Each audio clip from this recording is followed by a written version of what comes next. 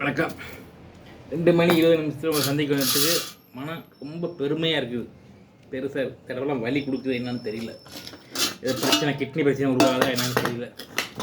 ஆமாம், இப்போ நான் ஏன் உங்களை சந்திக்க வந்தேனாக்கா, நம்ம எங்கே போகிறோம்னா டெல்டா மாவட்டம் போகிறோம் பார்த்துங்க.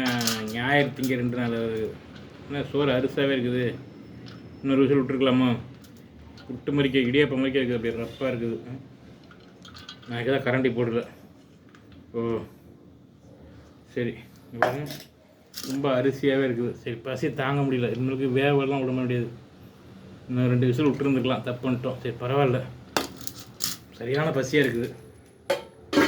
இப்போ நம்ம என்ன பண்ண போகிறோம்னாக்கா, ஞாயிறு திங்க டெல்டா மாவட்டம் போகிறோம், கொங்கு மாவட்டத்துலேருந்து.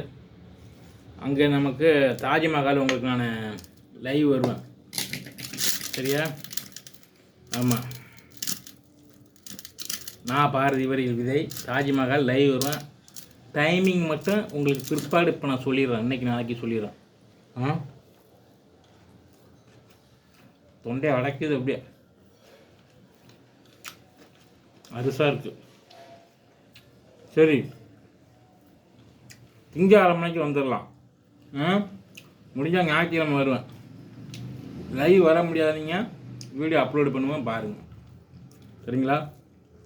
ஒரு தாய்க்காக வேண்டி ஒரு மகன் கட்டிய தாஜ்மஹால். டெல்லியில் எப்படி மும்தாஜிக்காக வேண்டி ஷாஜகான் கட்டினாரோ, இந்த மாதிரி தாய்க்காக வேண்டி ஒரு மகன் கட்டின தாஜ்மஹால்.